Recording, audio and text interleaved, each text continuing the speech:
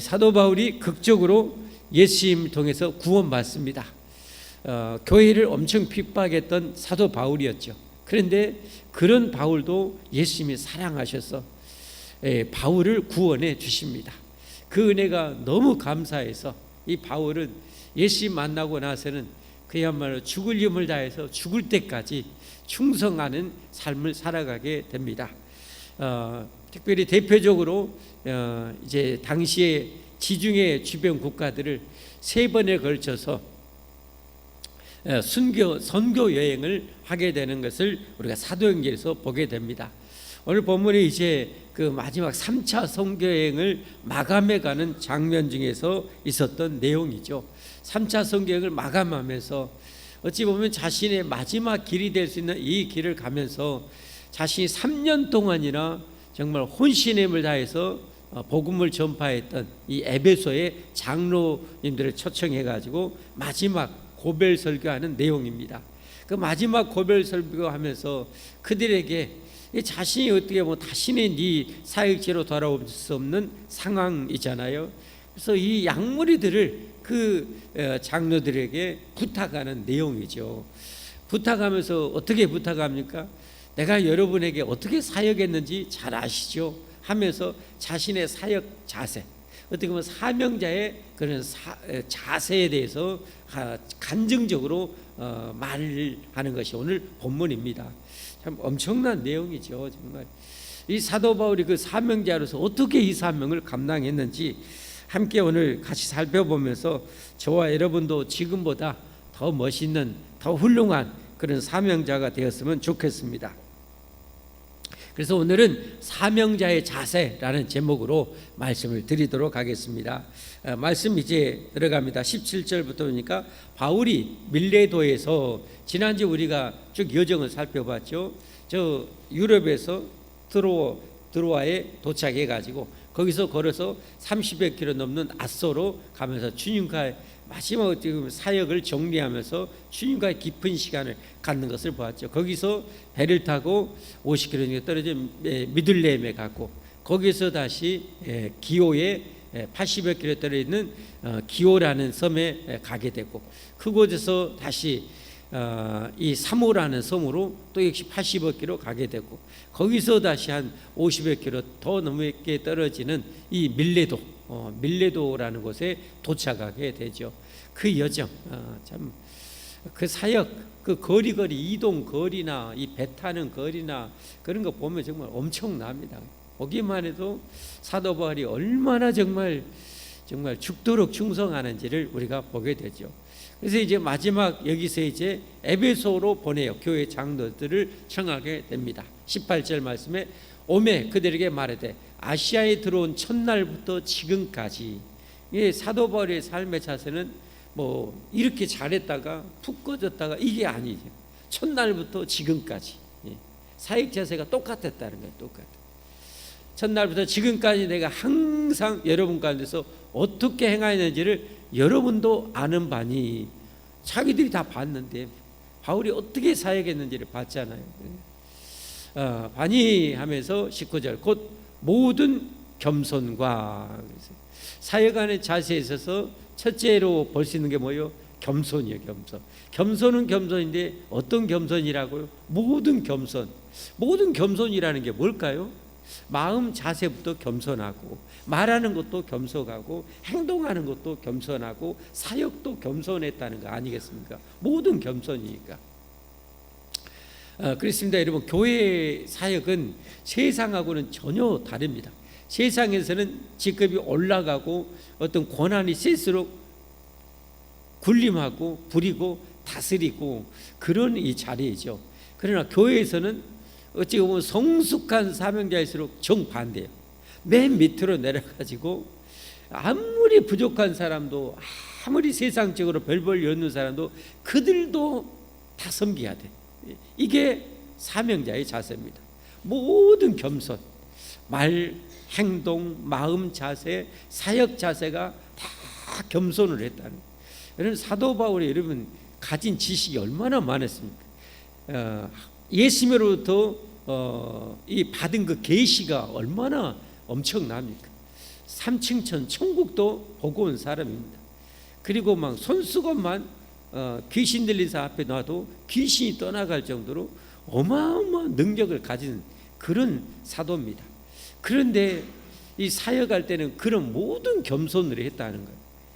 정말 뭐 할 말이 없어요. 좀 얼마나 참 대단한 분인지. 우리도 사역할 때 여러분 다 알아요. 사람들은 전부 다 귀신같이 다 압니다. 제가 늘 말씀드린 것처럼 인간은 귀신같이 잘 알아요. 왜냐하면 귀신은 영적인 존재라고 그랬죠.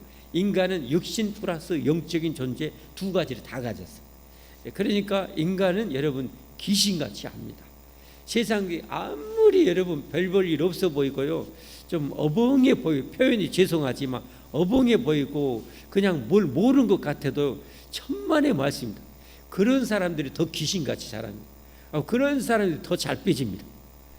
누구 감히 여러분 좀 어벙해 보인다고 여러분 무시하고 깔보고 했다가는 완전 된통 당합니다. 여러분 절대 그게 안 됩니다. 그리고 교회 안에서는 그렇게 해서는 절대 권위가 미치지 않습니다. 미치지 않고 말도 안 듣고 네 해봐라, 네 해봐. 안 됩니다. 안 됩니다. 정말로 저분이 정말 겸손하게 나를 섬길 때, 참 인간이 변화되는 것은 힘으로, 폭력으로, 채찍으로 변화, 그것은 억지로 강제적으로 굴복시킬 따름이지 마음으로부터 변화시킬 수는 없어요. 사람을 진정으로 변화시킬 수 있는 것은 그야말로 어떻게 해요? 세상에서 볼 수 없는 그런 겸손과 사랑, 섬김을 자신에게 쏟아 부었을 때 거기서 사람이 녹아집니다. 거기서 사람이 녹아집니다. 참 엄청난 것 같아요. 그러니까 내가 섬기는 사람, 여러분 우리가 왜 예수님 때문에 이렇게 여러분 고생하고 예수님 때문에 이렇게 헌신하며 이렇게 살아가요? 세상에 끝이 없이 가장 높으신 분이 가장 낮아져서 자신의 모든 것을 다 주셔버리잖아요. 그 은혜를 생각하면 이건 정말 감당할 길이 없는 거예요. 오직 감사하고 눈물이고 여러분 이것밖에 없잖아요. 이게 우리를 변화시키는 거죠. 이게 우리가 중직자로서 또 교회 구역장 권찰 교사로서 섬길 때 여러분 군림하고 지시해서 뭐 하려고 하지 마십시오. 안 됩니다. 절대 안 됩니다. 세상 어떤 체제도 아니고 교회는 섬김과 여러분 사랑, 섬김과 사랑이 상대를 녹입니다. 마음을 녹입니다. 그런 사역으로 우리가 해야 됩니다. 그렇게 했을 때 그 관계가 진정한 관계에 이제 들어가게 되는 거죠. 그래서 모든 겸손과 사역 자세. 두 번째 뭐예요? 눈물이었다. 눈물 여러분. 눈물은 뭘까요? 눈물은 저는 사랑의 어떤 결정체라고 표현하고 싶어요. 사랑. 눈물로 했다는 것은 그만큼 에베소 교회 성도들을 사랑했기 때문에 눈물로 기도하고 눈물로 섬기고 눈물을 흘려가면서 염려하고 괴로워하지 않았겠습니까? 눈물. 참. 3년 넘게 이 사역하면서 눈물로 그렇게 했대요. 눈물.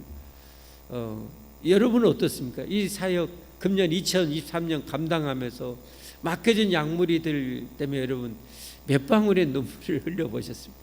얼마나 눈물을 흘려보셨습니까? 이게 정말 이게 정말 위대한 능력이, 이건 어떤 폭탄보다 더 위대한 능력이 사랑의 눈물인 것 같아요. 눈물을 흘려준 거죠. 눈물로 기도하고. 우리 하나님이 기도를 우리가 할 때 받으실 때 제일로 우리 하나님 감당 못할 기도가 아마 눈물의 기도가 아닐까 생각이 됩니다. 그것도 자신을 위해서 흘리는 눈물이 아니라 맡겨진 영혼들 때문에 괴로워하고 아파하고 염려하는 그 눈물은 정말 가장 위대한 기도가 아닐까, 저는 그런 생각을 하게 됩니다. 여러분, 맡겨진 사명이 힘들고 어렵습니까? 맡겨진 영혼들이 말 안 듣고 뭐합니까? 다른 거 하지 마시고 하나님 앞에 그냥 우십시오. 하나님, 제게 이 영혼 맡겨줬는데 제 힘으로는 감당할 재주도 없고요, 능력도 없어요. 하나님, 내 꼬라지 나도 못 고치는데 내가 누구를 고치고 누구를 이렇게 세울 수 있습니까? 하나님이 시켜서 제가 하기는 하는데 제 힘으로는 감당할 재주가 없습니다. 하나님이 해주십시오 하고 눈물을 흘리는 거예요. 눈물을 흘리는 거예요. 그럴 때 주님이 역사해 주실 줄 믿습니다. 눈물에는 저는 기적이 나온다고 생각합니다. 하나님의 위대한 기적이 하늘에서부터 내려진다고 확신합니다. 여러분, 사명을 감당할 때 힘으로 뭘로 하려고 하지 마시고 사랑으로 하십시오. 사랑. 상대방이 녹아지도록 사랑으로 하십시오. 여러분, 아이들이 자라면서 특별히 부모보다 할머니 할아버지를 더 어떻게 보면 좋아합니다. 왜 할머니 할아버지가 엄마 아빠보다 힘이 있어서 더 좋아하고 따르고 거기서 녹아질까요? 그건 아니라고 봐요. 할머니 할아버지의 그야말로 거침없고 아낌없어 끝없는 그 사랑 때문에 그 손주들이 그 사랑을 아는 거죠. 그 사랑을 아는 거죠. 그래서 할머니만 생각하면, 할아버지만 생각하면 좋은 거예요. 좋은 거예요. 너무 좋은 거예요. 너무 좋은 거예요. 야, 참 아이들은 참 순수해요.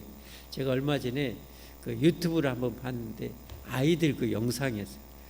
몇 번 봤어요. 그냥 참 너무 기특하고, 여러분들도 저는 좋은 거 보면 여러분한테 꼭 보여주고 싶은 그런 충동이 막 생기는데, 우리 한번 보고 갈까요? 애들이 우리 방송실 제가 보내주면 한번 이 영상 한번 보여줬으면 좋겠어요.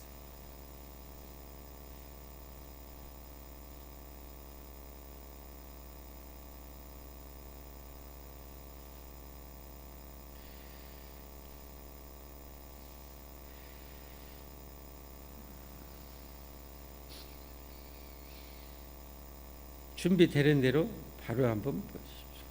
애들은 참 귀여워.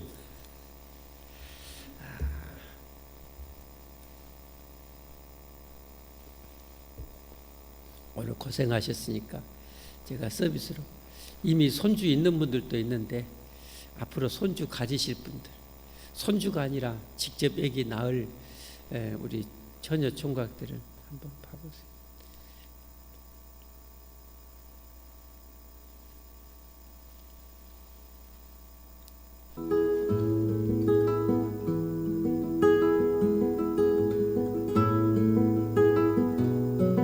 화면을 좀 크게.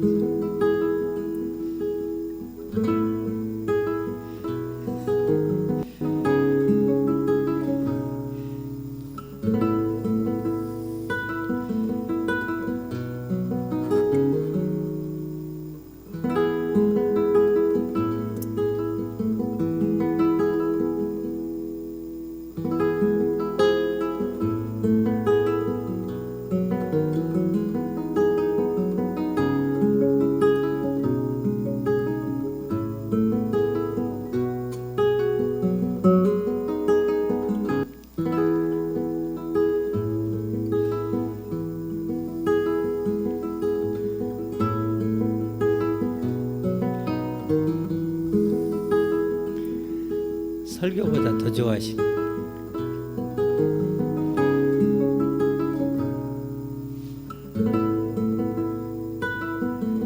형들이 온다고, 기다리는 언니들이 온다고 좋아가지고.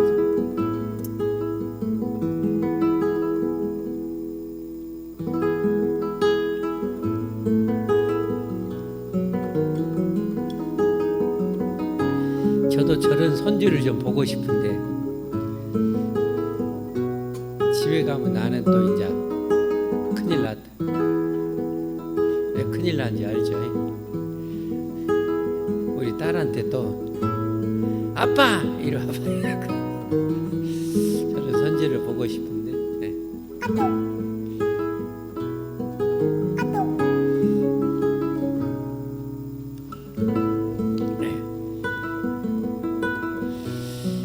손주가 있는 분들은 감회가 참 새로울 것이고, 저렇게 안아보고 싶고 아마 그럴 것 같아요.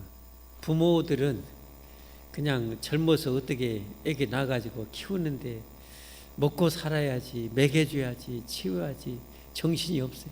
그러나 할머니 할아버지들 이미 다 커불고 이제 은퇴하고 삶에 그래도 조금 생활을 여군도 있고, 그러면 이제 저 손주들이 그냥 이쁜 거예요. 엄청 이쁜 거예요. 전부 다 조금 과장되게 말하면 손주들 보면 한장을 하고 그래요. 할머니 할아버지. 할머니 할아버지들이 핸드폰에 자식 새끼들은 영상이란 별로 없어. 손주들은 항상 있어. 사진 영상이다. 꼭 제가 손주 있는 것 같죠. 그만큼 제가 이제 나이가 되니까 그만큼 이렇게 딱 뚫어지더라고. 예, 근데 손주들이 참 그렇게 할머니 할아버지를 좋아해. 왜? 할머니 할아버지 너무 잘해주니까. 예. 할머니 할아버지가 이뻐서 좋아한 게 아니에요. 잘생겨서 좋아한 게 아니에요. 주름살이 없고 탱탱해서 할머니 할아버지를 좋아한 게 아니에요. 그야말로 아낌없이 자기를 사랑해주고 위하는 그 사랑에 손주들이 녹아지는 거예요. 녹아지는. 사람을 바꾸는 것은 그런 것 같아요. 사람을 바꾸는 것은 사랑이에요. 사랑. 그래서 우리가 가져야 될 게, 특별히 사명자에게 있어서는, 그러니까 여러분, 실은 사명이 상대를 위한 것이기도 하지만 진짜 엄밀히 따져보면 나를 위한 축복이더라고요. 나를 위한 축복이에요. 나를 위한 축복. 왜? 아이, 저렇게 억지로 안 되고 사람을 변화시키려면 저 사람을 진짜 사랑해야 되는데, 처음에는 뭐예요? 사명 때문에 마지못해 사랑하게 되고 억지로 사랑하고 사랑한 척하고 하거든요. 근데 이게 아니거든. 해보면 하나님은 그게 아니라고 그러거든. 진짜 사랑해야 된다고 그러거든. 진짜 사랑이 사람을 바꾼다고 그러거든. 근데 내가 그렇게 막 해보려고 괴로워하고 씨름하고 하나님 앞에 또 기도하고 막 거꾸러지고 하다 보면요, 그런 어떻게 보면 사랑에 조금씩 가까워지는 거야. 가까워져. 결국은 어떻게 되냐? 사명 때문에 내가 정말 사람다운 사람으로 변화되는 거야. 내가 진짜 신자다운 신자로 변화되는 거예요. 나중에는 뭐요? 저 사람이 아니라 사명 때문에 내가 감사하게 되는 거예요. 제가 늘 고백한 것이 그러잖아요. 목사 되고 정말 감사한 것이, 내가 목사 안 됐으면 성경을 이렇게 알았을까? 절대 죽었다 10번 깨어나도 100번 깨어나도 이럴 수는 없어요. 그러니 사명 때문에 설교해야 되잖아요. 조금 잘하고 싶잖아요. 더 잘하고 싶잖아요. 그러다 보니까 성경을 또 보고 또 연구하고 또 보고 또 씨름하고 막 하다 보면 결국은 누가 축복이냐? 내가 말씀의 세계를 깊이 알아가는 거. 내가 하나님을 깊이 알아가는 거. 그러다 보니까 내가 하나님 앞에 축복된 자가 되더라고요. 그러니까 여러분, 사명이, 하나님의 계획은 그런 것 같아요. 사명으로 인해서 나도 살리고 너도 살리고 모두를 살리는 거예요. 사명이. 그러니까 하나님이 우리에게 사명자에게 요청하는 게 뭐예요? 그래서 충성인 거예요. 충성하다 보면 내 영혼이 산다니까. 아이, 저렇게 사람을 섬기라고 맡겼는데, 아이, 대충 섬겼더니 안 돼. 적당히 섬겼더니 안 돼. 마음으로는 그냥 미운 마음, 요만한 것이 속에 있어. 근데 이렇게 가면 안 돼. 결국은 내 죄성이, 이 못난 죄성이 하나하나 깎이고 덜어내고 막 토해내고, 끄집어내고, 진짜 사랑해 보려고 하고, 진짜 정말 사랑해 보려고 했다가 또 미운 짓 하면 또 요만한 것이 또 나오고, 그러면서 또 주님 말씀대로 진짜로 사랑해 보려고 막 하고 하다 보면, 그렇게 충성하다 보면 내가 변화돼 버린다니까요. 내 성품이 변화돼 버린다니까. 그러면 내 삶 자체가 뭐예요? 빛이 되는 거예요. 내 삶이 자체가 향기가 나는 거예요. 그러면 어떻게 돼요? 내 삶을 통해서 그냥 하나님의 영광이 되어지는 거예요. 삶이. 근데 이런 사명을 힘들다고, 뭐 한다고, 말 안 듣는다고 에이 하다가 집어쳐버리면 나도 변화가 안 되고 그 사람도 변화가 안 되고 나는 불충한 자가 되고 모두가 안 되는 거예요. 다 망하는 거예요. 그러나 부족한데도 불구하고 하나님이 맡겨준 일이라, 이거 뭐 거역할 수도 없고 안 한다고 할 수도 없고 한정하겠네. 지금 받은 은혜는 그냥 영원하고, 그냥 그러니까 하다 보면 이렇게 된다는 거예요. 그러니까 참 하나님이 우리에게 주신 그 감춰진 그 비밀들은 정말 너무 놀라운 것 같아요. 처음에는 몰라 그냥 하란 게 하는데 나중에 해보다 보면 그 속에 감추어진 어마어마한 하나님의 계획이 있고 뜻이 있고 보화가 있다는 사실을. 여러분, 하나님이 저와 여러분에게 어떤 사명을 맡겨주실 때 이해가 안 되고 힘들고 괴로워도 충성하십시오. 하나님 원하는 건 충성이에요. 충성인데 성경대로만 하나하나 나를 죽이고 나를 꺾고 그렇게 해보십시오. 그러다 보면요, 내가 먼저 축복의 사람이 된다니까. 하나님 앞에 내가 축복의 주인공이 되고, 내가 그렇게 변화되다 보니까 상대방도 축복의 주인공이 되어지고, 내가 그렇게 진정으로 변화돼서 그렇게 하다 보면 나로 인해서 섬김받은 그들도 뭐요, 그 영향, 그 선한 능력, 세상에서 경험하지 못한 그 사랑을 그들도 받게 됨으로 인해서 그들도 그런 사명자가 되어지는 거예요. 이게 연쇄적으로 되어지는 거죠. 내가 안 되면 내 제자도 절대 그런 제자가 나올 수가 없어요. 내가 그런 제자가 되어야 나로 인한 그런 제자가 나오게 되는 거죠.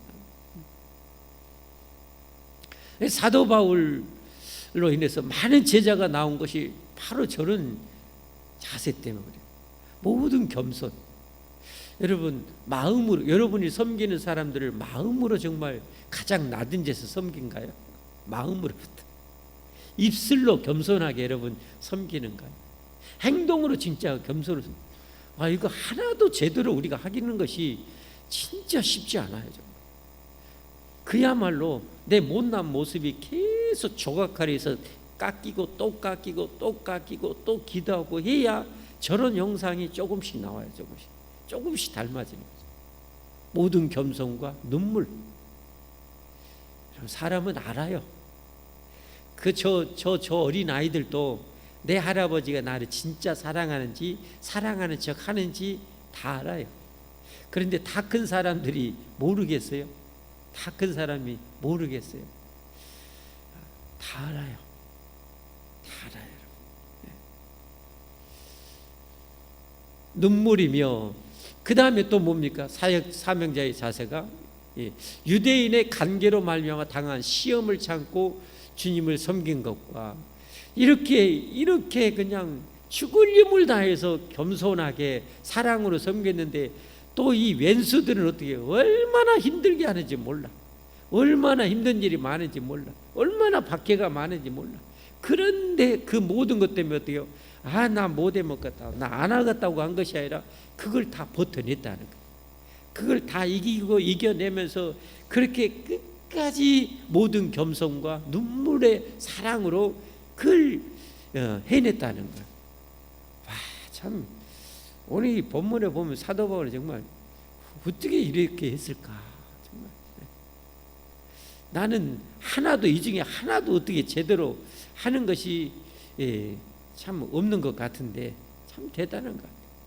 여러분, 우리가 하나님이 맡겨준 십자가가 어디 가벼운 십자가 있는가요? 가벼운 십자가 탱이나 있기는 어디가 있어요? 없어요. 십자가가 뭐예요? 십자가 사형틀 아닙니까? 우리에게 맡겨준 사명은요, 그야말로 죽을 힘을 다해야 이게 감당이 되는 거예요. 그냥 되는 건 하나도 없어요. 하나도 없어요. 뭐 하나 여러분 제대로 되는가요? 안 돼요. 사도 바울은 저렇게 정말 겸손하고 사랑으로 하면서도 그 힘들고 어려운 일들을 다 버텨내는 거예요. 정말 대단한 거죠. 우리도 여러분 짧지 않은 삶을 살아갑니다. 짧지 않은 사명을 감당합니다.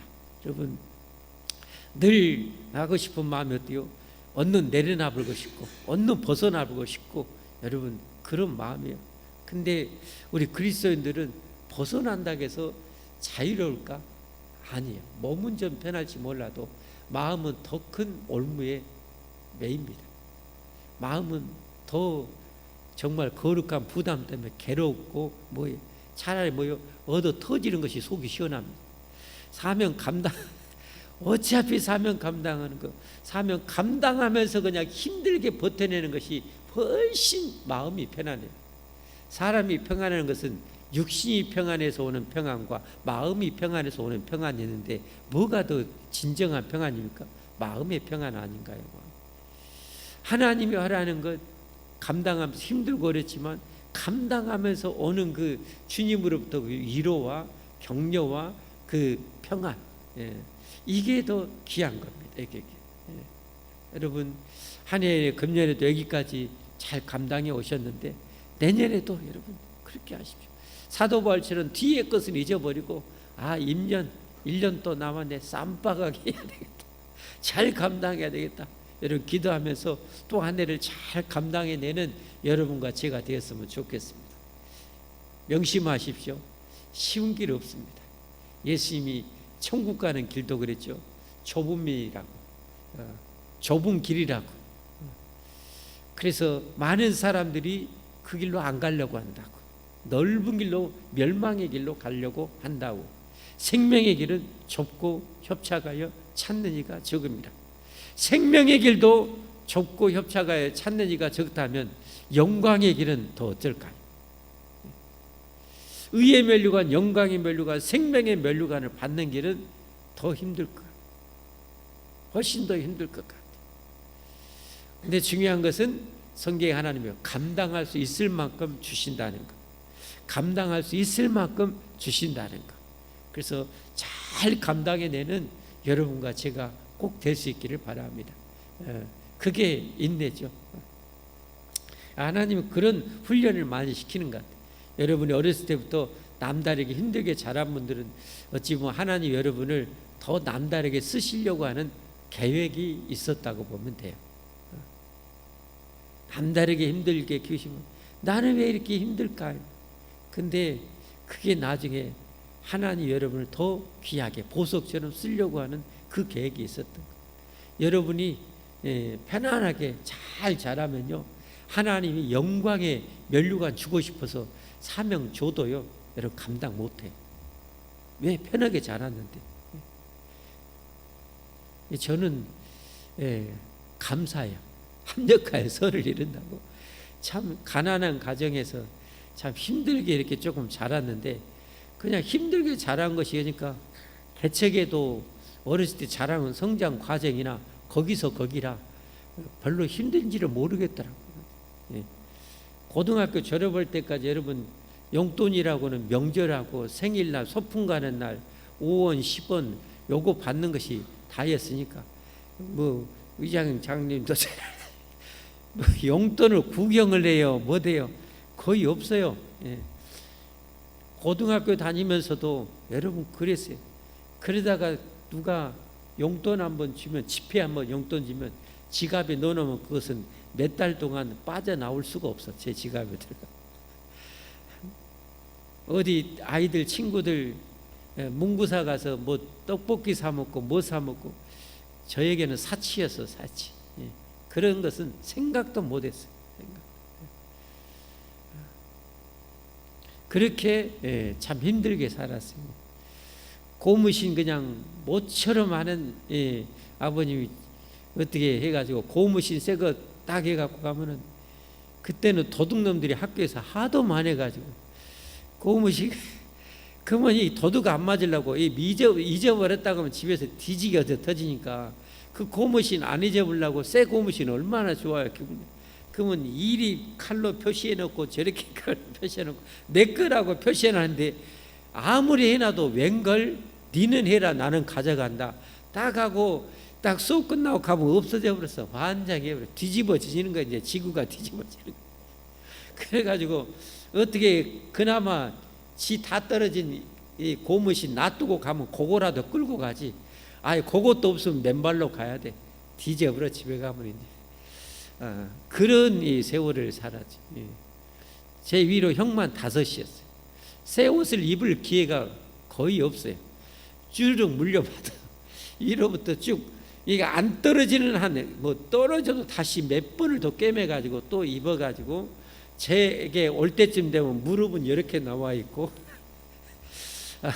그런 옷을 항상 입어야 돼. 항상 입어. 그렇게 살았으니 하나님이 저를 개척하려고 그런 거죠. 하나님의 그 계획이 있었던.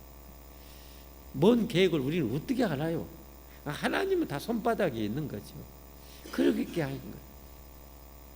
그러다 보니까 지하에 갇혀가고 힘들게 살아도 그냥 쌀하고 김치만 있어도 그냥 너무너무 행복한, 쌀하고 김치만 있어도 진짜 행복했어요. 배불렀어요. 그냥 그것만 있어도.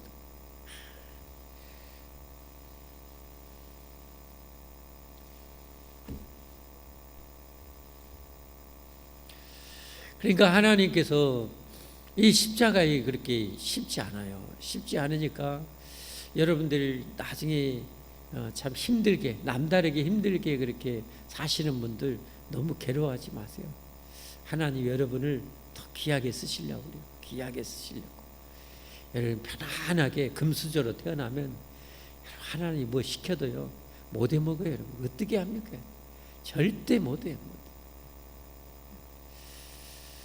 자, 그 다음에 이제 넘어갑니다. 20절 말씀. 유익한 것은 무엇인지 공중 앞에서나 각 집에서나 거리낌이 없이 여러분에게 전하여 가르치고. 그랬어요. 이 사도 바울이 성경 말씀 알고 있는 진리는 성도들에게 거침없이 가르쳐줬다는 거예요. 진리 거침없이 가르쳐줬다. 예. 왜냐하면 이단들도 득세하고 저들의 신앙이 견고하게 올바르게 똑바로 써야 되기 때문에 듣기 싫은 말도 듣기 싫은 그 성경도 열심히 가르쳤다는 거예요. 야, 참 대단해요. 저는 저에게는 이 대목이 참 제일로 와닿아요. 성도가 영적으로 유익하다면 그냥 가감 없이 그냥 다 전하는 거예요. 어디서든지 유익한 것은 무엇인지 공중 앞에서나 각 집에서나 거리낌이 없이 전했다는 거예요. 여러분 내게 맡겨진 양머리들에게도 그렇게 가르칠 수 있기를 바랍니다. 거침없이 다 가르치세요. 받고 안 받고는 저들 몫이지만 전해야 될 책임은 또 우리에게 있으니까 우리가 전하고 또 전할 수 있기를 바랍니다. 나중에 처음에는 듣기 싫을지 몰라도요 그가 나중에 좀 장성해지면요 속으로 고마워요. 감사해요. 그때 우리 구역자님 우리 목사님이 참 그때 내가 좀 듣기가 거북스럽고 뭐했지만 참 지나고 나니까 이건 정말 보배로운 가르침이었다고 너무 고마웠다고 여러분 그렇게 될 거예요. 그래서 여러분 잘 가르칠 수 있기를 바랍니다. 21절 말씀도 갑니다.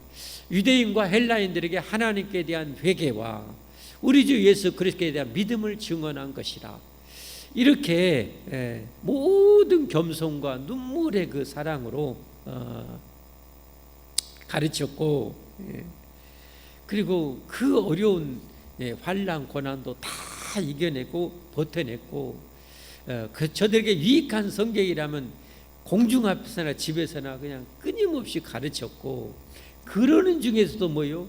끝없이 복음을 전파했다는 거예요. 끝없이 복음을 전했다는 거예요. 복음을. 그것만 한 것이 아니라 또 복음을 전했다는 거예요.